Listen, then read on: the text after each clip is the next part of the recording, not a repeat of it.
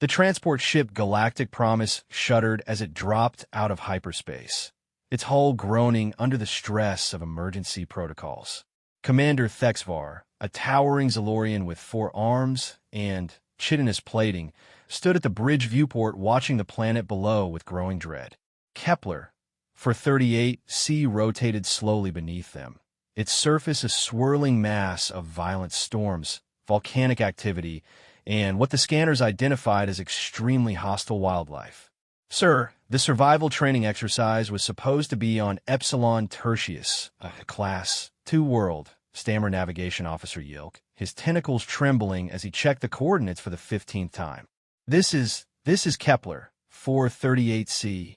It's classified as Class 7 Death World. Thexvar's mandibles clicked in frustration.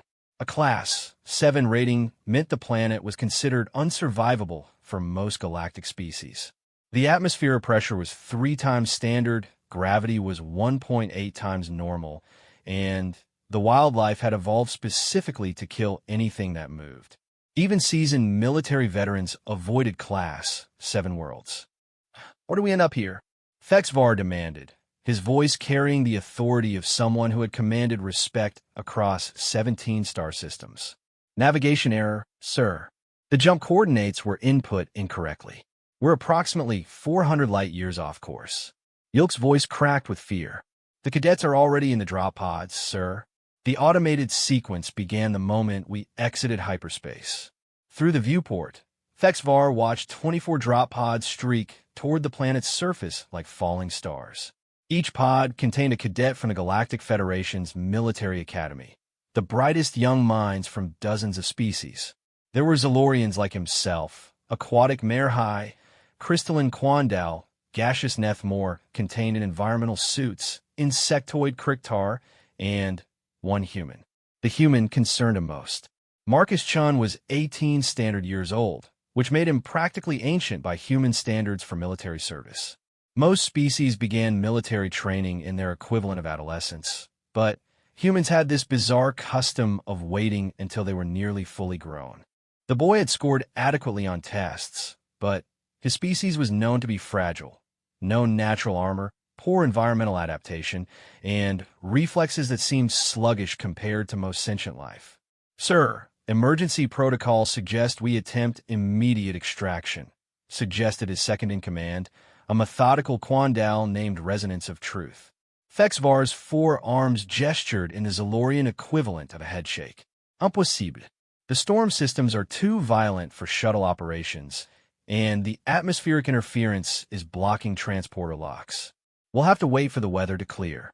How long, sir? Meteorology estimates 6 standard days minimum. A horrified silence fell over the bridge. 6 days on a Class 7 Death World was essentially a death sentence.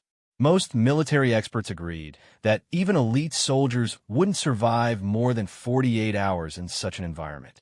On the planet's surface, the drop pods crashed through the canopy of what could generously be called a forest, if forests were made of metallic trees with razor-sharp leaves and roots that actively hunted prey. Marcus Chin's pod hit the ground hard, the impact dampeners barely preventing him from being liquefied on contact. The pod systems ran through their automated checklist. Atmosphere composition, breathable but high in sulfur compounds. Gravity, 1.8 standard. Temperature, 45 degrees Celsius. Humidity, 97%. Threat assessment, extreme. Marcus popped the hatch and immediately wished he hadn't. The air hit him like a physical blow, thick, humid, and tasting of rotting vegetation mixed with something that reminded him of his grandfather's old chemistry lab. The gravity made every movement feel like he was wearing lead boots, and the heat was already causing his regulation uniform to stick to his skin. Around him, the forest was alive in the most literal and terrifying sense. Trees swayed without wind, their metallic bark gleaming wetly in the filtered sunlight. Somewhere in the distance, something roared, a sound that vibrated through his chest and made his teeth ache. Marcus checked his emergency kit. Basic rations for 3 days, a standard-issue plasma rifle with 2 energy cells, a water purification unit, basic medical supplies, and a communication beacon that was already showing a no signal in cheerful red letters. 300 meters to his north, Cadet Zixlar, a young Kriktar with promising scores in tactical analysis, emerged from her pod only to discover that the ground around her landing site was actually the back of something enormous and very, very angry. Her terrified clicks echoed through the forest as she scrambled away from what appeared to be a living hill covered in moss and hungry plants.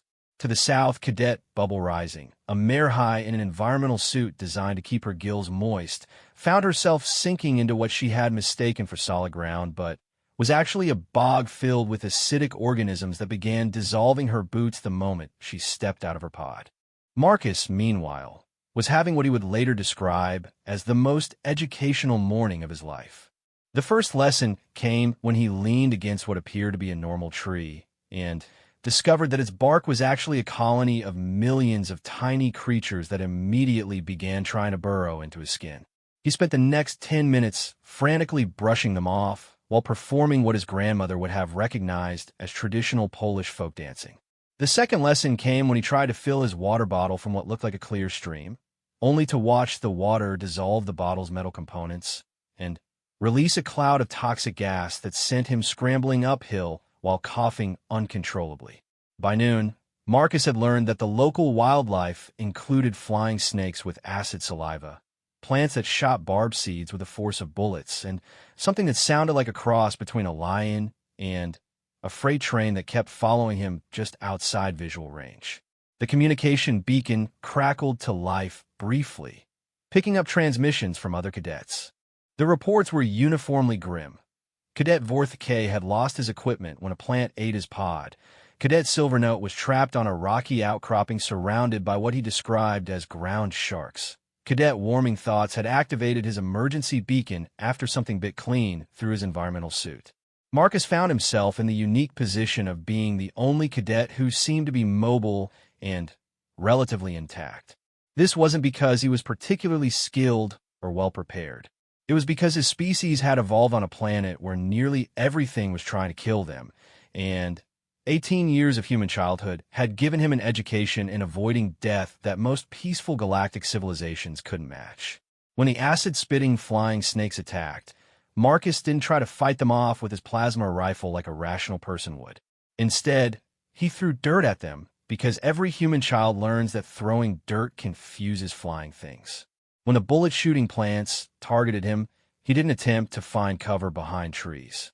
He zigzagged randomly while making loud noises, because every human teenager learns that predators are programmed to track predictable movement patterns. Most importantly, when he encountered a creature the size of a small building with more teeth than a hardware store and an attitude that suggested it hadn't eaten in several hours, Marcus did something that would have horrified his tactical instructors, but made perfect sense to a species that had evolved alongside creatures like grizzly bears and honey badgers. He made direct eye contact, spread his arms wide to appear larger, and shouted at it in the most authoritative voice he could manage. "No, bad. Get away from here right now." The creature, which had never in its evolutionary history encountered something smaller than itself that responded to threats by becoming more threatening, paused in confusion. This gave Marcus time to back away slowly while continuing to shout discouraging things like, "I said no, and you don't want any of this, and my mom didn't raise me to be monster food." By the time the first day ended, Marcus had established several important facts. The local predators were actually quite reasonable if you spoke to them firmly. Most of the dangerous plants could be avoided if you watched where you stepped and didn't touch anything that looked inviting, and the acid streams were only acidic during certain times of day, probably related to tidal effects from the planet's 3 moons. He had also made contact with 5 other cadets via short-range radio and managed to talk Cadet Zixlar down from a panic attack by teaching her a human breathing technique he'd learned in elementary school for dealing with test anxiety. That night, Marcus built a shelter using techniques he'd learned at summer camp, started a fire with methods his grandfather had taught him, and shared his rations with Cadet Bubble Rising, whose water suit had been compromised, but who turned out to be excellent company once she calmed down. As he sat by the fire, watching the three moons rise over a landscape that was actively trying to murder him, Marcus reflected that this was definitely going to be an interesting week. In the distance, something howled that sounded like a fusion reactor having emotional problems, and Marcus made a mental note to investigate that tomorrow. After all, if he was going to be stuck here for 6 days, he might as well make friends with the locals. Day 2 began with what Marcus would later describe to his friends as the morning I accidentally adopted a pet that could probably eat a tank. He woke to find something large and furry curled up next to his shelter, generating enough heat to keep him comfortable despite the pre-dawn chill. Marcus's first instinct was the deeply human response of, "Oh God, there's something in my bed," followed immediately by the equally human response of, "But it's so warm and fluffy." The creature was roughly the size of a Saint Bernard, covered in midnight blue fur that seemed to absorb light, with 6 legs ending in retractable claws, and a face that looked like someone had crossed a wolf with a bear and then added intelligence upgrades. Most remarkably, it was purring, a sound like a diesel engine running on contentment. Marcus sat up slowly, and the creature opened eyes that glowed with soft bioluminescence.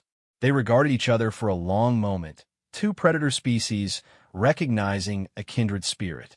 "Well," Marcus said quietly, "you're either here to eat me or you're lost. Since I'm not dead yet, I'm going to guess lost." The creature tilted its head, and Marcus was struck by how much intelligence he could see in those glowing eyes. This wasn't just an animal. This was a person, even if they couldn't speak the same language. "You hungry?" Marcus asked, reaching slowly for his emergency rations. The creature's ears perked up, confirming his suspicions. He opened a protein bar and broke off half, offering it carefully. The creature sniffed delicately, then accepted the food with surprising gentleness. Its purring increased in volume, and Marcus found himself grinning. "I'm going to call you Diesel," he said, "because you sound like my uncle's truck." While Marcus was making friends, the situation in orbit was deteriorating rapidly. Commander Thexvar had received distress signals from 18 of the 24 cadets. 6 had stopped transmitting entirely, and the ones still broadcasting were reporting injuries, equipment failures, and encounters with hostile wildlife that defied classification. "Sir, we're receiving a transmission from Cadet Shun," reported the communications officer. "Put it through," Thexvar ordered, expecting to hear another request for emergency extraction. Instead, Marcus's voice crackled over the speakers with remarkable clarity. "This is Cadet Shun to Galactic Promise. Status report. I am mobile and uninjured. I have made contact with 6 other cadets and am organizing a relief effort. Weather looks good down here. Should be an easy hike to the other crash sites. Oh, and Commander, you might want to update the classification on the local wildlife. They're actually pretty friendly once you get to know them." Chin out. The bridge fell silent. Thexvar's mandibles clicked in confusion. Had the human just described a Class-7 death world as having good weather and friendly wildlife? "Sir," whispered the communications officer, "that can't be right. Our sensors are still reading extreme threat levels across the entire continent." Thexvar was beginning to suspect that human threat assessment worked very differently from standard Galactic Federation protocols. On the surface, Marcus and Diesel were making excellent progress toward the location of Cadet Warming Thoughts' emergency beacon. Marcus had discovered that Diesel was not only intelligent, but also an excellent tracker with an encyclopedic knowledge of local hazards. When Marcus started walking toward a patch of particularly inviting-looking fruit trees, Diesel would gently, but firmly block his path and guide him around what turned out to be another type of carnivorous plant. "You're like a really good wilderness guide," Marcus told his new companion as they navigated around a field of flowers that Diesel had indicated were dangerous. "Except you're also approximately 90% predator and could probably bite through steel." Diesel made a sound that Marcus interpreted as amused agreement. They found Warming Thoughts, a young Nethmore trapped inside his environmental suit in a crater formed by his pod's impact. The suit had multiple punctures from local thorns, and The methane-breathing cadet was slowly suffocating as his life support systems failed. Marcus assessed the situation with the practical approach of someone who had grown up fixing things around the house. "Okay," he said, "I need to patch the holes, but I don't have the right materials. Diesel, any ideas?" Diesel disappeared into the undergrowth and returned minutes later with what appeared to be tree sap that had hardened into a flexible, airtight resin. Marcus had no idea how Diesel knew this would work, but human pragmatism dictated that if your dog finds something useful, you use it. The patch job held long enough for Marcus to rig a more permanent solution using strips of his own clothing and some creative engineering. Warming Thoughts' grateful, gaseous swirling was the equivalent of tears of joy. How did you know the local resin would create an airtight seal compatible with Nethmore environmental systems? Warming Thoughts asked through his translator. Marcus scratched Diesel behind the ears. "I didn't. My friend here seems to understand chemistry better than I do." As they made their way toward the next cadet, Marcus began to realize that Diesel wasn't just helping him navigate. The creature was actively teaching him about the planet. When they encountered a pack of the acid-spitting flying snakes, Diesel demonstrated how to use a certain type of local stone to create a chemical reaction that neutralized their acid. When they came across a river that Marcus would have tried to ford, Diesel showed him the submerged stepping stones that made crossing safe. Most remarkably, Diesel seemed to be introducing Marcus to other local wildlife as a friend rather than potential prey. A herd of six-legged creatures that looked like armored horses approached them cautiously, and Diesel made a series of complex sounds that resulted in the herd leader nuzzling Marcus gently before allowing them to pass. "You're not just surviving here," Marcus realized aloud. "You're part of the ecosystem. This is your home." By the afternoon of the second day, Marcus had rescued 4 more cadets and was leading them back toward his base camp. Cadet Zixlar was riding on the back of one of Diesel's herd friends, her insectoid legs too damaged to support her weight. Cadet Bubble Rising had her environmental suit patched with local materials and was marveling at the effectiveness of human engineering improvisation. Warming Thoughts was breathing freely in his properly sealed suit, and 2 other cadets were debating whether Marcus was the luckiest person in the galaxy or if humans were simply too crazy to die. "I vote crazy," muttered Cadet Sharp-Edge, a Quandal whose crystalline structure had been cracked by his rough landing. No rational species would try to befriend the apex predator of a Class 7 world. "Hey," Marcus protested, "Diesel befriended me first. I just had the good sense to accept the offer." That evening, as Marcus shared his fire with 6 rescued cadets and one increasingly affectionate alien predator, the communication beacon crackled with check-ins from other survivors scattered across the continent. The reports were remarkably more optimistic than they had been the previous day. "This is Cadet Silver Note," came one transmission. "I followed Cadet Chin's advice about speaking firmly to the local wildlife. It actually works. The ground sharks are now avoiding my camp entirely." "Cadet Mosswalker here," reported another voice. "Use human techniques to build shelter from local materials. The structure is holding up against acid rain and provides excellent protection. Beginning search for other survivors in my area." Marcus grinned as he listened to his fellow cadets adapting human survival strategies to an alien environment. Humans had spent hundreds of thousands of years learning to live in places that were actively trying to kill them. These skills, it turned out, were surprisingly transferable. "Chun," crackled a new voice over the radio. "This is Cadet Ironstrong. I made contact with something that looks like a walking mountain. It's not aggressive, but it's blocking access to 3 other crash sites. Suggestions?" Marcus looked at Diesel, who was methodically grooming his own fur with a tongue that could probably strip paint. "Try offering it food," he suggested, "and maybe give it a name. Most things like having names." There was a long pause. Then, "Chun, did you just suggest I try to make friends with a geological formation?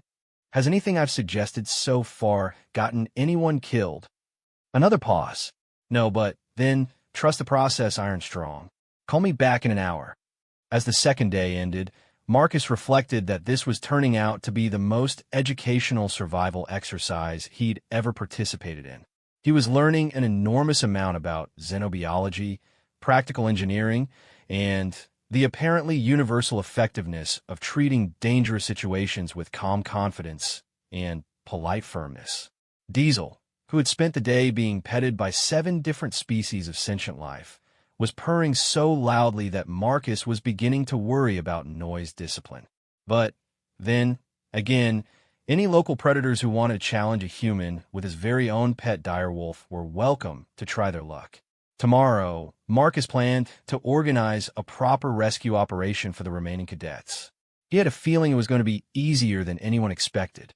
Day 3 dawned with what could only be described as a minor diplomatic crisis, which Marcus discovered when he was awakened not by his usual alarm clock of Diesel's purring, but by a sound like 2 freight trains having an argument. Outside his shelter, Marcus found Diesel facing off with something that looked like a cross between a grizzly bear and a bulldozer, if bulldozers had teeth the size of dinner plates, and an attitude problem. The 2 creatures were engaged in what appeared to be a heated discussion conducted entirely in growls, roars, and posturing. "Whoa, hey, easy there," Marcus said, stepping between them with the kind of casual confidence that comes from having survived 2 days on a planet that was supposed to kill him in 2 hours. "What's the problem here?" The newcomer was even larger than Diesel, standing nearly 3 meters tall with armored hide and claws that could probably carve stone. It fixed Marcus with eyes like molten gold and made a sound that vibrated through his bones. Diesel responded with a series of complex vocalizations, occasionally gesturing with his head toward Marcus and the camp. The larger creature listened, tilted its massive head, and then did something that Marcus had not expected. It sat down and whined. "Oh," Marcus said, understanding immediately. "You're hungry, aren't you, big guy?" The creature's whine increased in pitch, and Marcus realized he was looking at several tons of apex predator having what amounted to a polite request for breakfast. He looked at his remaining emergency rations, calculated quickly, and made a decision that would have horrified every survival instructor in the galaxy.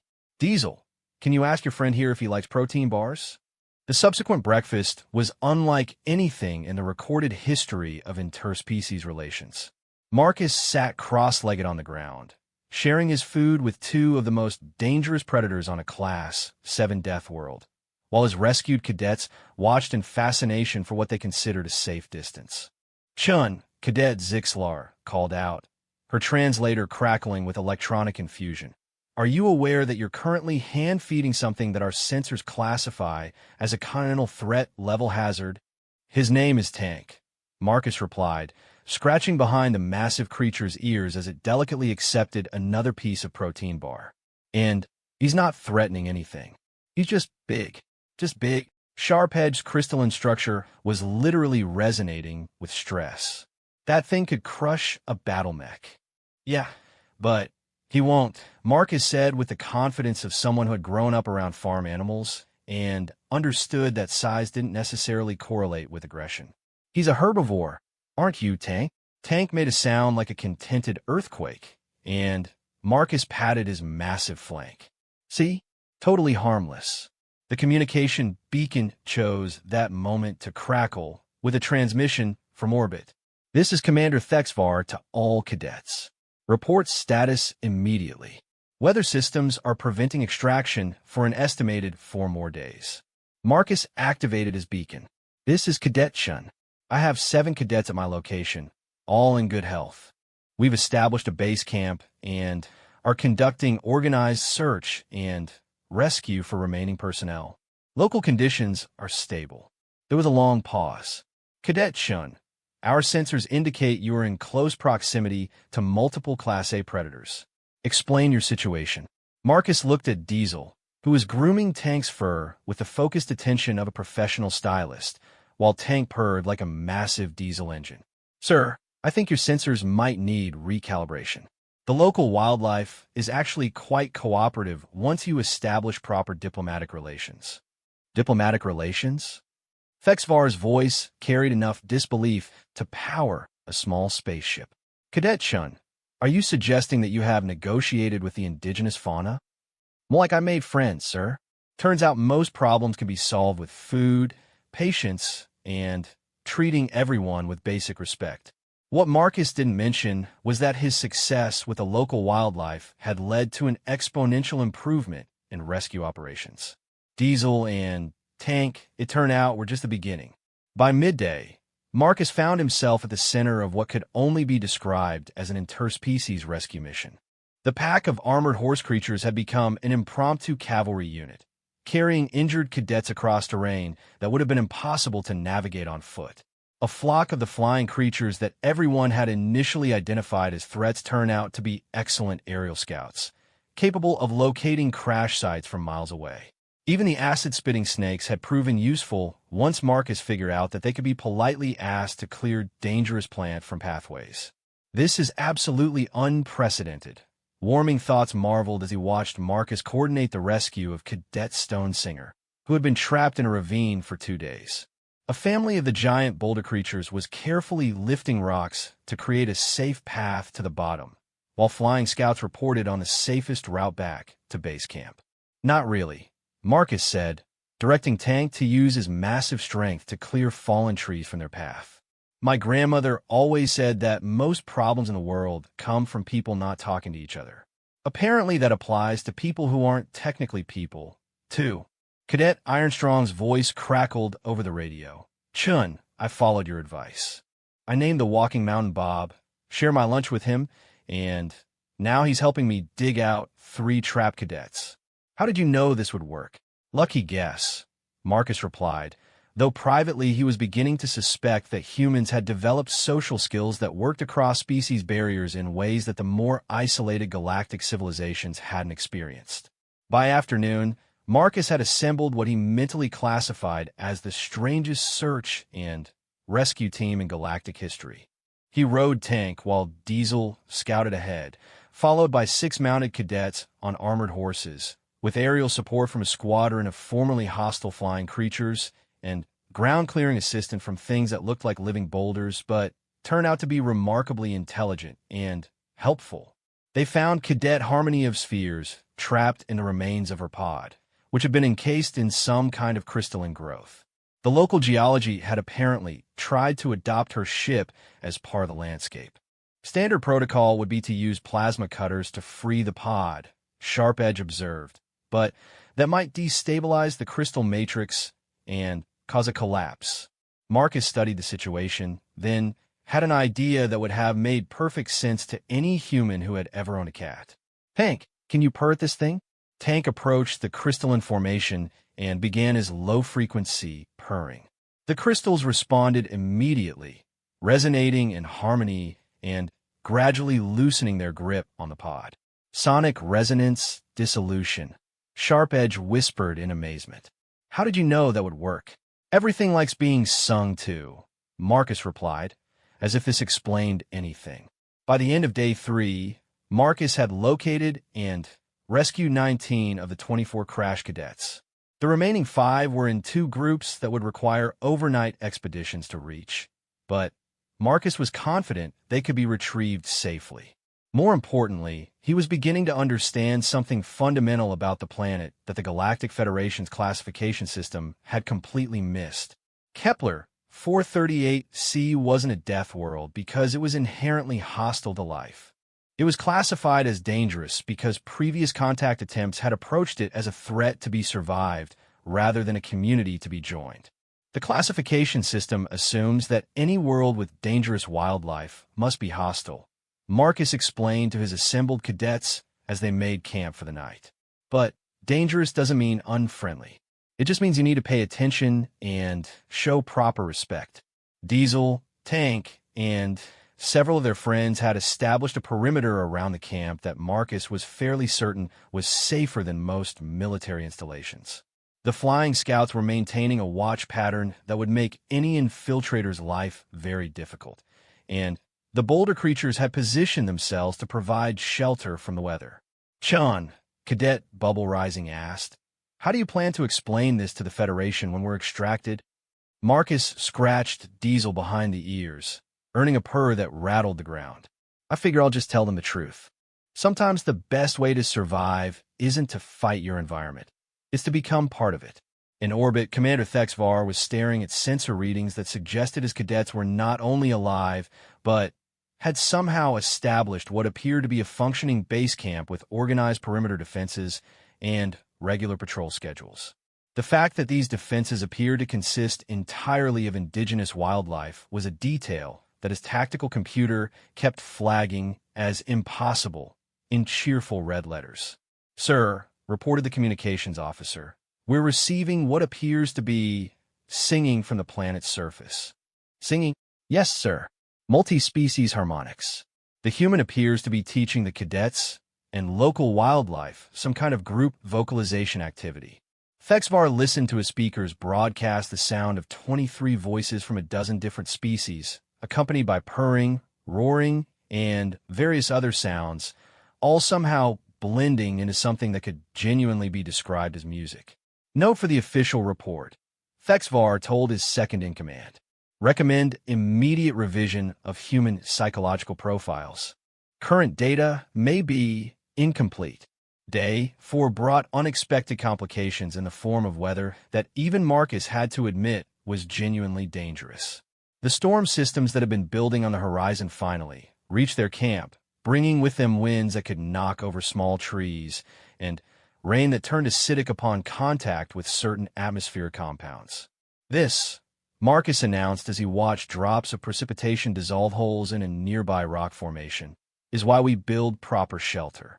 What followed was a masterclass in collaborative engineering that would have impressed architects from a dozen star systems.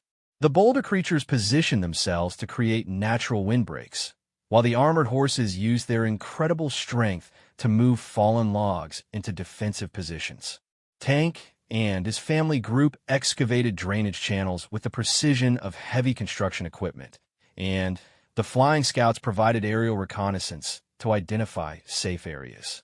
Marcus coordinated the effort while Diesel served as translator between species, somehow managing to convey complex construction concepts through a combination of gestures, vocalizations, and what Marcus was beginning to suspect was a form of limited telepathy. The indigenous fauna appears to have remarkable understanding of structural engineering. Observe Cadet Resonance of Deep Thought, a young Quandao who specialized in crystalline architecture. They're creating a shelter system that's not only weatherproof, but could probably withstand seismic activity. "Makes sense," Marcus replied, securing a tarp over the main sleeping area. "They live here year-round. They'd have to understand how to build for local conditions." The storm struck with the fury of an angry god, bringing howling winds, corrosive rain, and lightning that split the sky in colors Marcus hadn't known existed. The shelter held perfectly, creating a dry, warm space where 23 sentient beings from 12 different species waited out nature's tantrum while playing what Marcus had taught them to call 20 questions and sharing stories from their respective homeworlds. It was during this forced downtime that Marcus learned something crucial about the planet's ecosystem. Cadet Voidwalker, a shadow being whose species existed primarily in dimensions parallel to normal space, made an observation that changed everything. The wildlife coordination pattern suggests this planet has some form of collective intelligence network, Voidwalker said, his translated voice carrying undertones of fascination. The creatures don't just communicate with each other. They're sharing information across species barriers in real time.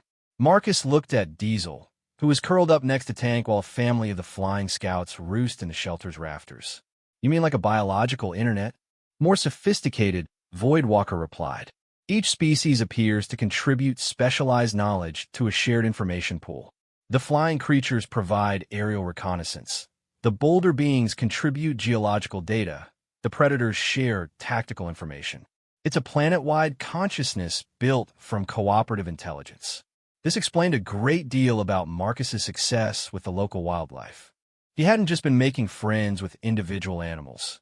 He had been accepted into a planetary communication network that included every intelligent species on the world. That's why they're helping with the rescue operations, Marcus realized.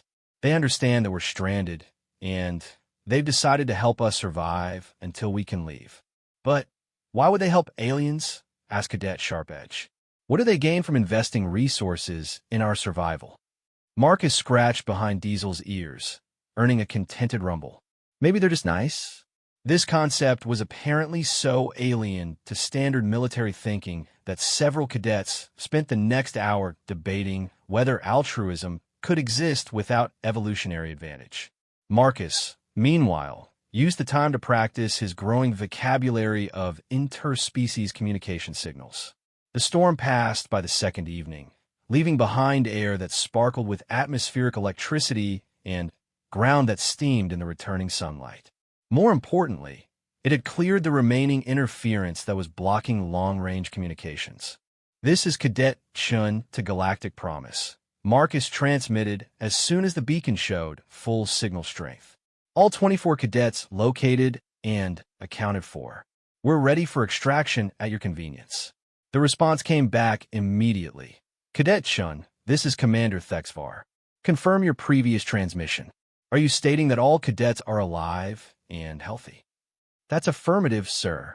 We've had 0 casualties and minimal injuries.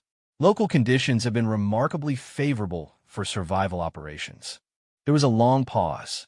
"Cadet Chun, you are on a Class 7 death world. Our predictive models suggested a survival rate of less than 5%. "Yes, sir. I saw that in the briefing materials. The models appear to have been based on incomplete information about indigenous cooperation protocols." Indigenous cooperation protocols? The local wildlife has been extremely helpful with rescue operations, shelter construction, and resource management. I'm beginning to think the Class 7 designation might be an error in the classification system. Another pause, longer this time. "Cadet Chun, are you suggesting that a planet which has been classified as unsurvivable for most galactic species is actually friendly?" Marcus looked around at the organized camp where his fellow cadets were sharing breakfast with creatures that were supposed to be apex predators, while aerial scouts provided weather reports and geological consultants offered advice on optimal hiking routes. "Sir, I'm suggesting that maybe we've been looking at this all wrong. This planet isn't trying to kill visitors. It's trying to teach them how to live here." The implications of this statement were enormous. Class 7 worlds were avoided by most of the galaxy, written off as uninhabitable wastelands too dangerous for colonization or resource extraction. If Marcus was right, if the danger rating came from misunderstanding rather than genuine hostility, then the Federation's expansion policies might need fundamental revision. "Cadet Chun," Thexvar's voice carried a weight that suggested he was thinking about far more than a simple rescue operation. "Prepare detailed reports on all contact protocols you've established with indigenous life. This information will be critical for future operations." "Already working on it, sir. Diesel's been helping me compile a basic communication guide." "Diesel, my local liaison, sir. He's been instrumental in establishing diplomatic relations." In orbit, Commander Thexvar turned to his science officer. "Note for the official record. Human contact protocols appear to be significantly more effective with Class 7 indigenous life than standard Federation procedures. Recommend immediate review of all human psychological and sociological profiles." On the surface, Marcus was discovering that success had created its own complications. Word of the rescue operations had apparently spread through the planetary network, and delegations of curious wildlife were arriving to investigate these strange visitors who had somehow learned to speak the local languages. "Chun," called Cadet Ironstrong over the radio, "I've got what appears to be a diplomatic reception committee here. 3 different species, all bringing what looks like gifts. How do I handle this?" "Accept graciously, thank everyone politely, and share any food you have available," Marcus replied. Basic hospitality protocols seem to work across species barriers. And if they want something in return, they probably just want to meet you. Most folks are curious about strangers who show up in their neighborhood. By the end of day 4, Marcus had inadvertently established the first successful diplomatic contact between the Galactic Federation and the Planetary Intelligence Network of Kepler 438c. The implications were staggering. This wasn't just a Class 7 world, it was a Class 7 world with a sophisticated civilization that had been completely missed by previous contact attempts. "Tomorrow's going to be interesting," Marcus told Diesel as they settled down for their final night on the planet. "I have a feeling this is bigger than just a rescue mission." Diesel's response was a purr that somehow conveyed agreement, amusement, and anticipation all at once. In the distance, the sounds of the planetary network could be heard, a complex harmony of different species sharing information, coordinating activities, and maintaining the vast cooperative intelligence that made their world function. Marcus drifted off to sleep, wondering if humanity had just made the most important first contact in galactic history, or if he had simply discovered that the universe was a much friendlier place than anyone had previously believed. Either way, he was definitely going to have some interesting stories to tell when he got home. Day 6 arrived with clear skies, perfect weather, and the kind of beautiful morning that made Marcus almost sorry to be leaving. The atmospheric interference had completely cleared, and the Galactic Promise was maintaining a stable orbit, ready to begin extraction operations. Marcus stood at the edge of what had become the most successful survival camp in military academy history, watching his fellow cadets prepare for departure while trying to figure out how to say goodbye to friends who didn't speak any galactic standard language. The farewell ceremony that followed was unlike anything in the recorded history of interspecies relations. Representatives from 14 different indigenous species had gathered to see off the strange visitors who had somehow learned to communicate across the species barrier. There were the mountain-sized boulder creatures, the armored cavalry mounts, Tank and his family group, the flying scouts, the geological consultants, and several species that Marcus had only recently met but who had apparently heard about the successful contact through the planetary network.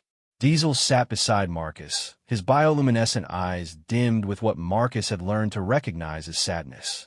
The two had developed a friendship that transcended species barriers, built on mutual respect, shared adventures, and the universal language of scratching behind ears. "I wish I could take you with me," Marcus said quietly, running his hands through Diesel's midnight blue fur. "But something tells me you belong here more than you belong up there." Diesel made a complex sound that Marcus interpreted as understanding mixed with regret. Then, the big creature did something unexpected. He reached into a pouch that Marcus hadn't previously noticed and pulled out what appeared to be a small piece of crystalline material that pulsed with soft, internal light. "Is that for me?" Marcus asked, accepting the gift carefully. The crystal was warm to the touch and seemed to resonate with some kind of internal energy. Diesel made an affirming sound, then looked toward the other indigenous representatives. One by one, they approached Marcus with gifts of their own. A feather from the flying scouts that seemed to shift color in the light. A small, perfectly shaped stone from the boulder creatures that felt impossibly smooth. A piece of metallic bark from the forest dwellers that hummed with harmonic frequencies. These aren't just souvenirs, Marcus realized as he accepted each gift with the formal courtesy his grandmother had taught him. These are communication devices, aren't they? The complex chorus of sounds that answered him clearly meant yes in the planetary network's version of BASIC. Cadet Chun crackled the communication from orbit. Extraction shuttles are ready for deployment. Please confirm ground conditions are suitable for landing operations.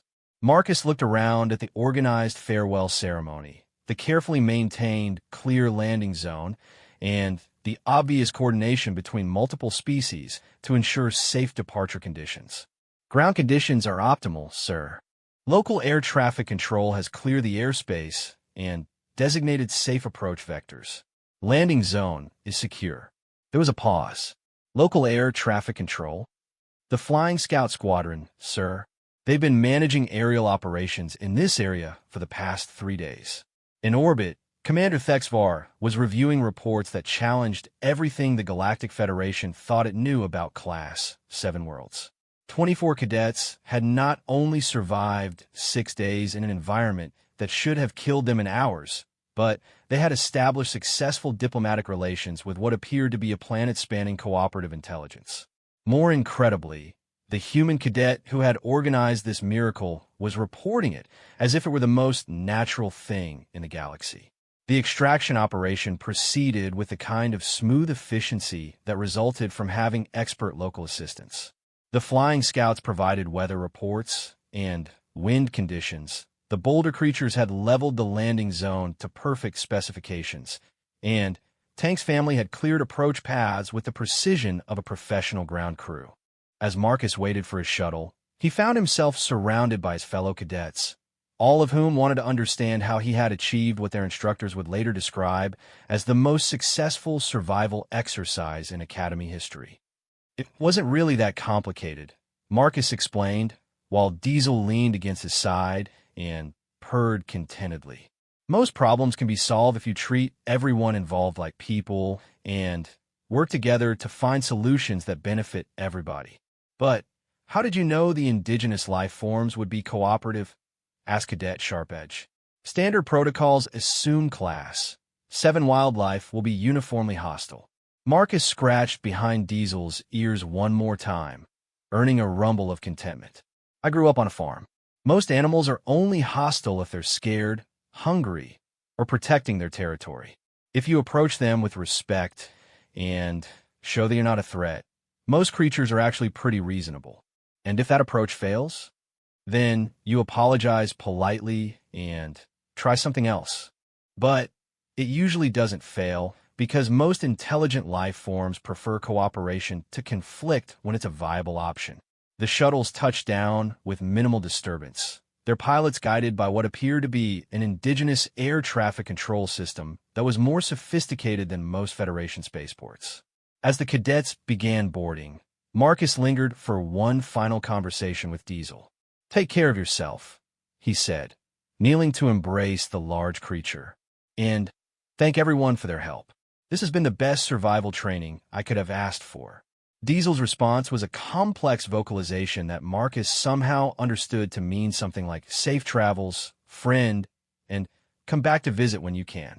As Marcus boarded the shuttle, he carried with him not just the gift from his indigenous friends, but a complete paradigm shift in how humans might approach contact with unknown worlds. The Federation's classification system was based on the assumption that dangerous meant hostile, but Marcus had learned that dangerous could also mean challenging, educational, and ultimately rewarding. The flight back to the Galactic Promise gave Marcus time to review the detailed notes he had kept throughout the experience. His report would fundamentally challenge the Federation's approach to Class-7 worlds and potentially open up entire regions of space that had been written off as too dangerous for exploration. Commander Thexvar was waiting for him in the shuttle bay, flanked by xenobiologists, communication specialists, and what appeared to be half the ship's scientific staff. "Cadet Shun," Thexvar began, "your preliminary reports suggest that Kepler 438c hosts not just dangerous wildlife, but a sophisticated cooperative intelligence network. Is this assessment accurate?" "Yes, sir," Marcus replied, unconsciously reaching for the crystal communicator that Diesel had given him. "The planet has what amounts to a biological internet connecting all intelligent species. They share information, coordinate resource management, and make collective decisions about how to respond to new situations. When we arrived, they decided to help us survive and return home safely. And your recommendation for future contact protocols?" Marcus considered this carefully. "Sir, I recommend treating first contact with Class-7 worlds as diplomatic missions rather than survival challenges. Approach them as potential allies rather than obstacles to overcome.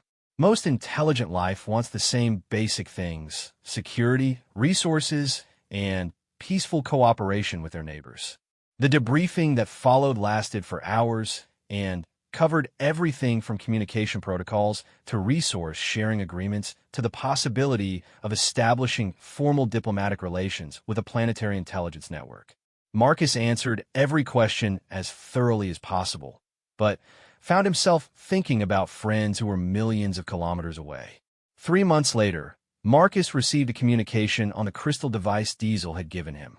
The message was simple, but carried complex emotional overtones that somehow translated perfectly across species barriers. "Human friend Marcus, your people are welcome to visit again.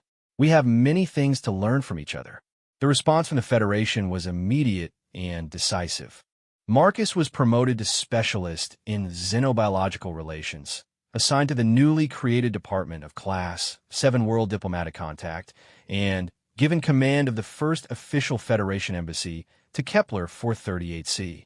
When Marcus returned to the planet 6 months later, this time as an ambassador rather than a lost cadet, he was greeted by Diesel and Tank and hundreds of friends from the planetary network. The landing ceremony included music that blended voices from 23 species, gifts that represented the artistic traditions of an entire world, and the kind of celebration that happens when friends are reunited after a long absence.